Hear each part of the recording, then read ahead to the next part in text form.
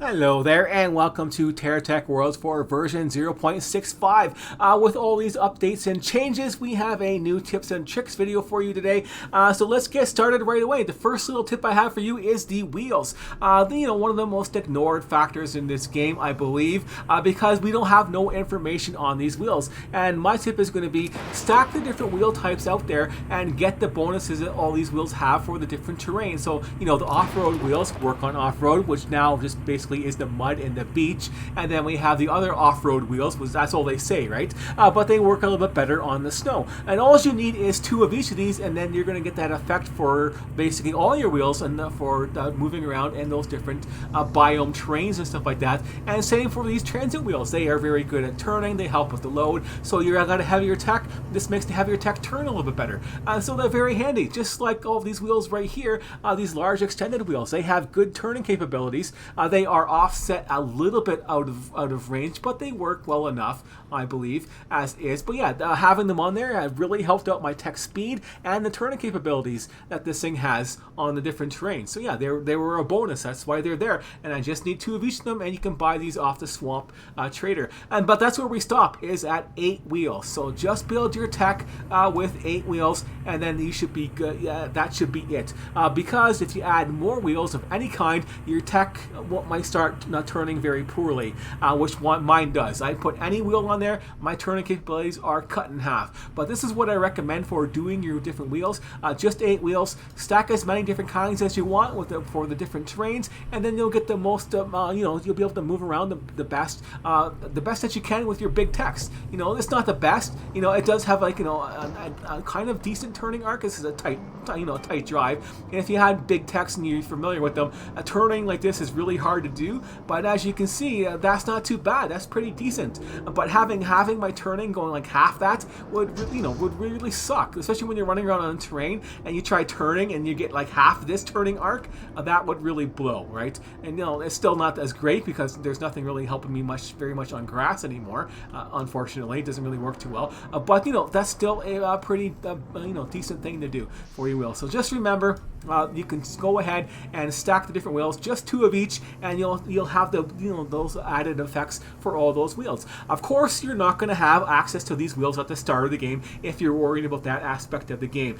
They tell you right away to switch to these different wheels because they are twice as good as the basic wheels. But the next part of this is going to go out there and find those 2mm medium wheels, because as you can see, the speed and the acceleration is off the charts compared to the other ones. They are a lot better than this one here. This one here has a little bit better handling, I guess, and not so much on the load, obviously. A little bit better on the handling, same acceleration. So yeah, and the traction is just as bad either way around. But you're going to want to find these wheels, and you can find them right at the start of the game. You don't have to do anything special. Just go around the outside of the map and find the different locations where you can see some runes sticking out there. So at the start of the game, you see this big mountain behind you type thing, and then behind that there's going to be another little island, and on that island there's going to be a treasure chest, and then treasure chest is going to have 2 of those medium wheels. So that's how easy it is to get access to those, and then you'll have access to a nice faster tech, and then you can start killing guys, and you'll start getting drops of them later on. But yeah, that's how you can just go around and get these parts earlier on. So don't ignore the chests and running around exploring around the outside of the map right at the start, because you can get some bonus things. You might even find some off-road wheels if you're lucky on some of those chests and get that on there. So then you'll have the actual traction and handling, which you're going to need to fight that first boss. You're going to want to have a nice fast tech so you can outrun them, stay at max range, and shoot them with your little pellet guns, basically, right? You can use these guys right here. Lots of these things stacked together. Kind of go out there and kill that first boss. Then that should be good enough for you. It was good enough for me. It was really funny when he transformed and started flying around the map on the speed boosters. He really didn't know how to turn. He just jumped across the map super fast, and then you just go there and find him. But he had a bunch of ads and stuff like that too, because he broke apart in different pieces.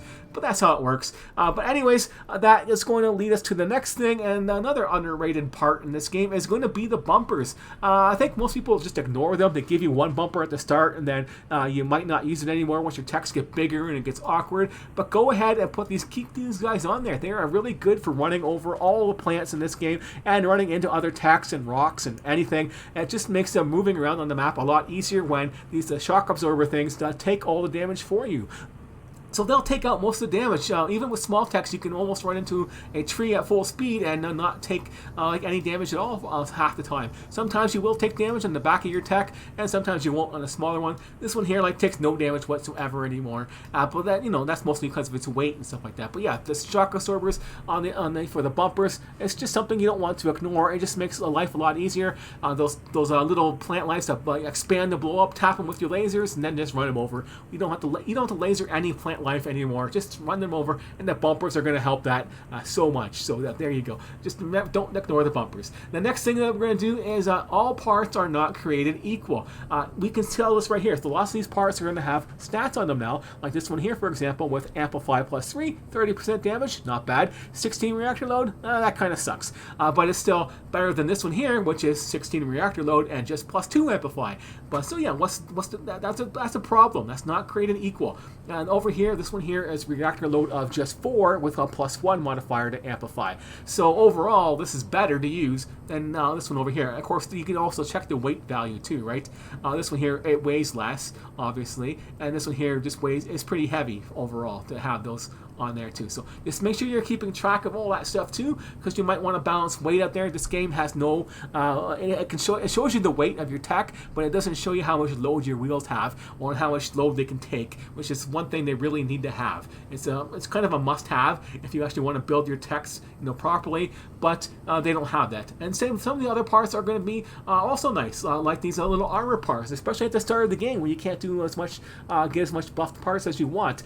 This one here, plus 2 armor to it and a box of touch for just 4 reactor load. It's nice. You lessens it. You can actually change its shape a little bit. Same with the other side. There's another blue one that has a slightly different shape, and the yellow version one too. Look at all those connections. Each one of those connections is going to give you a plus 2 to whatever is touching. So they're not going to stack together, so you can't have the same part touching it 3 times, for example, and get plus 6. No, you're just going to get plus 2, but you can get plus 2 to different parts. So any different parts that are touching are going to get that buff, which is really handy to have. I think it's a lot better than these other more advanced armor pieces. Like this one here is plus 8 armor to any of the blocks that are connecting it, not even to this block even, right? Armor to directly connected blocks and this block, so it is both of them.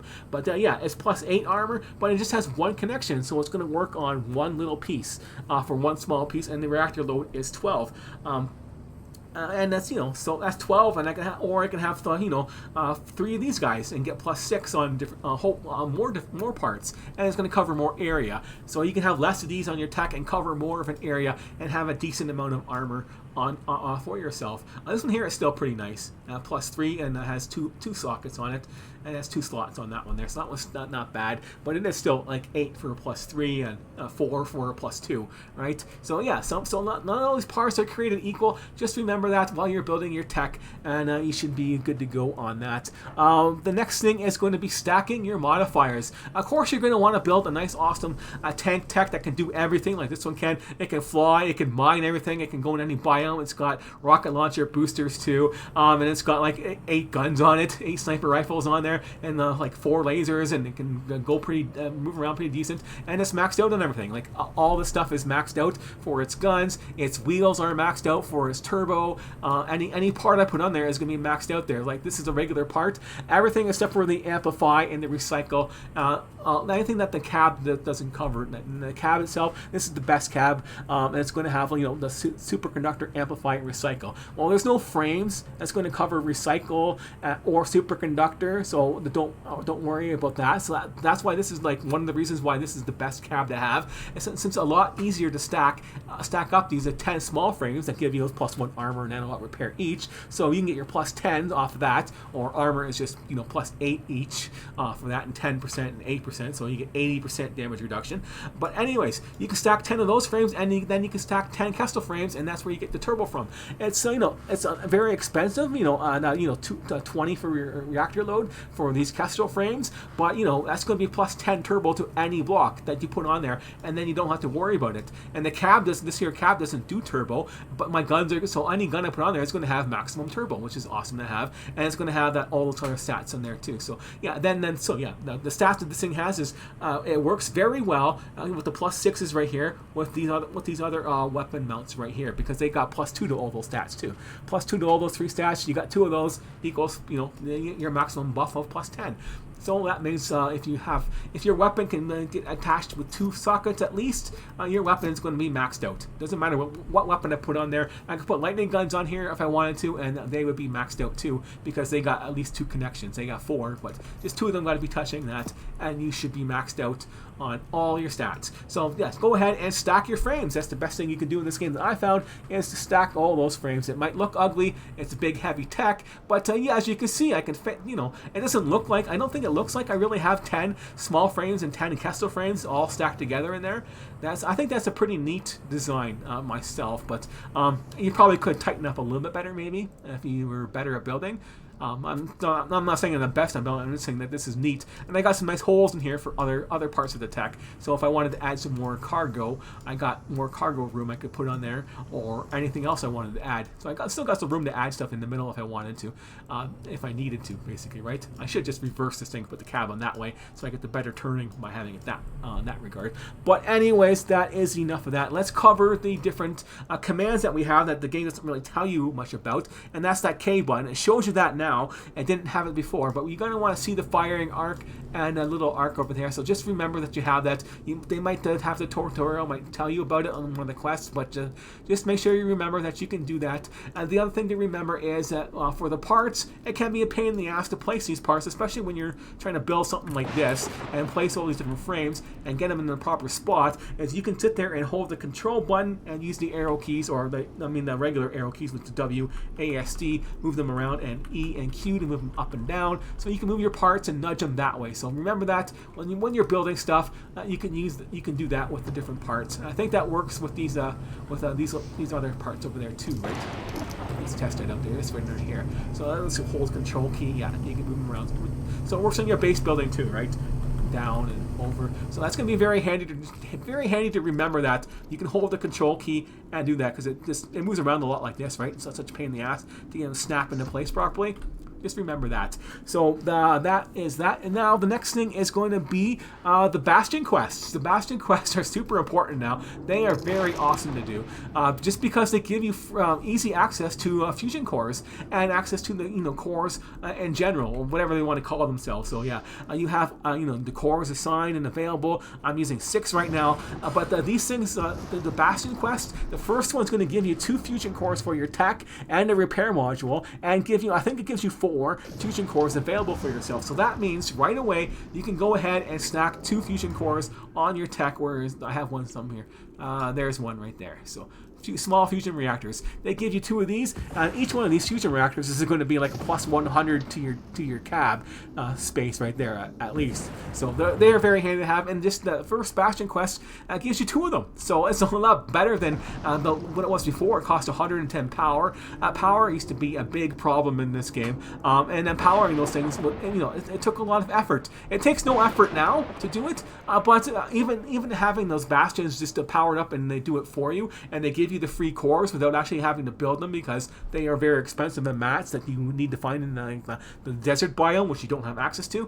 Now you get access to them earlier on just by powering up a bastion, which is easy to do now. So just remember, do those quests. The next thing is extra power. Don't worry about building your bases at the start of the game with extra power. You can always use it later on for other things that use that power and a global effect. Like maybe the bastion is only draining like 50 power, and then this here power node itself is creating like 400 free power. It generates 500 power, and uses about 100 to actually run the thing, right? To run the different liquid extractors. But it's such an easy system to set up. It's harder to see because the zooming options in this game suck ass still. But you can see there it's pretty easy to connect and get the different different carbon reactors on there. Lots of power, but the main point is don't worry about wasting building extra of these. You could build more in your first base if you want to. You could build maybe 6 of these little power nodes on there and have all that extra power. You're still going to be able to use it later on and add stuff in there, because the other things like the tech swapping things, they can be put in any base anywhere, and they just work if they have power, right? So yeah, this one right here, the first one costs 5, the T2 costs 100, and the T3 is going to cost you 600. So So the T4 is going to cost you a hell of a lot more than 600, I believe. I haven't built one yet. I didn't have a need to, but yeah, there you have it. You're going to have stuff you can put on there, and then of course the fusion cores later on. They still need 110 power to run for each one. So you have other little bases sitting there. You build the fusion cores and then drop them off out to your other bases, and they'll have the extra power already ready to go. Then you want to rebuild stuff there. So don't worry about building a whole bunch of extra power on your bases. You should be able to use it later on with these other technology pieces that are global effects, basically, right? So just remember that. So yeah, the next thing is going to be the pain in the ass part, and that is going to be the boats. You're going to have to build a boat, obviously, and the boat is going to suck. But yeah, there's some key factors you should know about building your boats, and that is, maybe I might have to kill this guy. He spawns in there like every single time you get close. But anyways, let's try to ignore him for now. Anyways, the key factors on building your boats is on the outside of your boats. Make sure you put your little flotation devices on the outside, and the speed things on the the speed power drops. I don't know why they call them that. Rudder props, sorry, yeah, the props. That's what they, yeah, props or propellers. Okay, that makes more sense. I actually gotta read this shit, right? I don't actually read the words all the way. I got so bored at reading the way I read the 2 first letters, and they got enough for me. But anyways, these props right here are very handy, and of course they're not created equal. Like this small one right here, for example, that you get for the basic one that has the built-in rudder. Its power does not equal have one of these guys here. Like if I have one of these guys and 2 of these guys, it doesn't equal out. Having these 2 right here and then this here little C rudder thing right here gives you more power and turning capability than 3 of these do stacked together for the size. So just when you can upgrade them, do that later on, but balance it out there by at least having 4 on the outsides right here. So it doesn't matter 4 of what, just 4 of anything to start with on the outside bases of your tech. So build these as far on the outside as you can, and the 4 corners. Don't worry about the middle part yet. Just at the start of the game, just do the 4 corners, and then you should be good to go. And of course, you're going to want to use the lightning gun because they're on the water, and so they take extra damage from lightning. Try and get your superconductor as low as possible when you're on your first boat, and then worry about amplify after as an afterthought. But yeah, try and get that superconductor up as high as you can. This is like more of a modified tech right now, basically garbage. But the other part is going to be that we'll show you the combat right here. We'll just zoom in a little bit and do the lightning, since lightning gets charged up by holding it. So hold the button down as you get close, and then just try and lock onto the target if you can, and then just sit there and watch the damage numbers go. You see the yellow numbers? That means he's taking extra damage. Someone else is shooting that, or just shooting at me and missing? That was kind of weird. I thought he was shooting at the other guy, wasn't he? They're trying to tag team me. Double team me. Tag team. Maybe it's just bad aim. Oh, that was a good hit. That knocked me around pretty good. There we go. So they're toast. But anyways, yeah, the easy way to combat. That's what I did at the start. This is like the first boat I made, and I just modified it up basically and made it bigger as I went along. And now for the turning and stuff like that, it's still a pain in the ass to turn these boats. Press forward, hold the turn key, and then just tap the gas a little bit, and then you'll get that little turning. You turn too much, you can just go backwards and don't hit any turning keys, right? Just hit backwards, let go of the turning. If I go forward and hold, then I start holding the turn key, I start going on the edge. So just when you want to try and do tight turns in this, just hold the turning keys and just tap the acceleration a little bit. Just a little tap for half a second, and then you'll get that turning going on there, right? So that is a lot better to turn around like that. That's when you want to try and grab those parts, and it's a pain in the ass versus the other. So like this is the speed I had. That's what I mean. I got a little bit too much speed going on there. I should probably cut that off there so I don't bounce around as much. But when I want to go faster, it's helpful to do that. But there you go. I think that's basically it for the boats. That's all you really need to know for building the boats and stuff like that. And the next part is going to be let's go to whatever this tech here. Doesn't matter. We'll just go to this tech here. And the next part is you're going to want to go to the desert biome as quickly as possible. We don't have to go around and go to the swamp biome right away. As soon as you have a boat, you're going to want to get the best cab in the game. So try and get enough money with all the parts that you're going to sell and get up to at least 26,000. I think you need. Try and have more. I went there with 80,000 myself because I wanted to buy everything. But yeah, I went and bought this cab. You don't need to. You find one, so I wasted money on that. that cab. I just wanted to have all the different cabs that you can buy, so which you don't need to do, right? None of these cabs are going to be as useful as this major cab that you have right now, because this cab right here, we should go into more detail, and I didn't go into detail yet. It is a 675 capacity on it by itself, and this one here is 650, not bad, but this one here only has these stats that take effect if you have your capacity under 325. That's garbage. That is just utter crap, in my opinion. Even the one you get from the ice trader, and this one here is +6 to everything for the turbo and then up here and the armor. So that's not bad, but it's not as good as the Assassin's other one. And the combat one is even worse. It's like only 585, and it's just +5 to recycle, armor, and amplify. This one should have +5 to nanobot repair too, to make it viable, in my opinion, especially for the low reactor capacity. If it had the nanobot repair, it would have potential, but it doesn't, which is pretty bad in my opinion. But with this one here, you could just stack with 5 Wolverine cabs together. That's an option with this one here. It is a 3 by it is a facing of 3, and Wolverine is a 5, so that will work out for balancing issues. And Wolverine cabs are +2 to nanobot repair if you're looking for an alternative, but 675 on your cab right here, and with the +6 with all these other stats that work very well with these other buffs right here from the weapon mounts. It's just like perfect, basically, right? You don't need anything else. So that's why you want to go to the desert and ninja those cabs. So here we are with the map right here on the edge of the forest biome. That's where the Bastion is. The boss is over to the south. The starting base is over to the south, and so is the trader over there. So I guess the boss is a little bit more to the southeast in that direction. That's where the starting area is. Just so you know, get your bearings straight. And then across the sea over here, there is the trader, and that is to the west. So you go to the west from this little base that they give you. Basically, this is like a pre-built base that I've just modified to make it look a little bit better.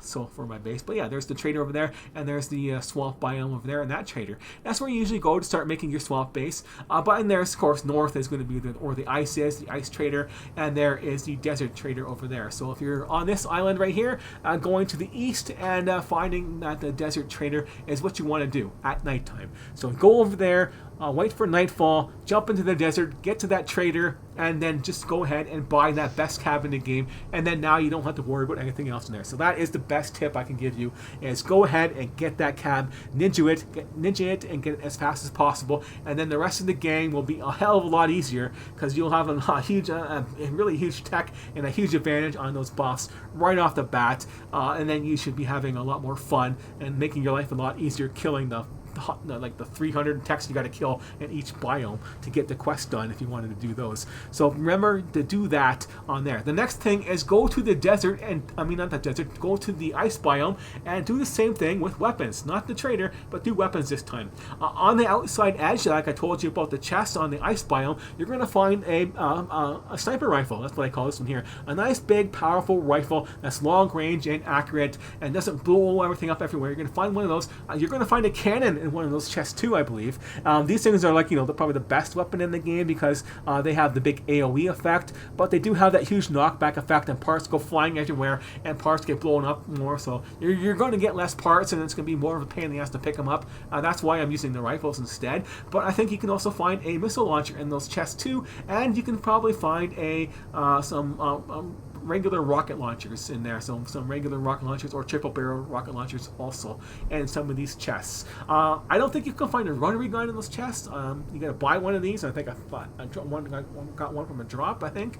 I forget, but you might be able to find one in a chest. I forget exactly, but all I know, the important one is you can find one of these and one of those ones right there, and probably that missile launcher too. I don't remember, but anyways, you're going to want to go into the ice biome and do that. I'd probably get the desert cab first. That'd be more important, and get the best cab. But then you can go to the north there and try and get yourself those chests on the outside of the map. So now, how do you do that? Well, you're going to be running around there on your boat as you travel around there to do that. But the trick is going to be, you're going to take cold damage. It's going to suck, right? You don't want want to do that. So this is how you can get by this. This is a nice little trick you can do. Because you don't have any heaters to heat yourself up there, you're going to run to the cold, you're going to switch to your tech, you're going to go up there. Okay, there's a chest over there. I can see from far away the little rune, that's the tree right there. I'm going to run up here.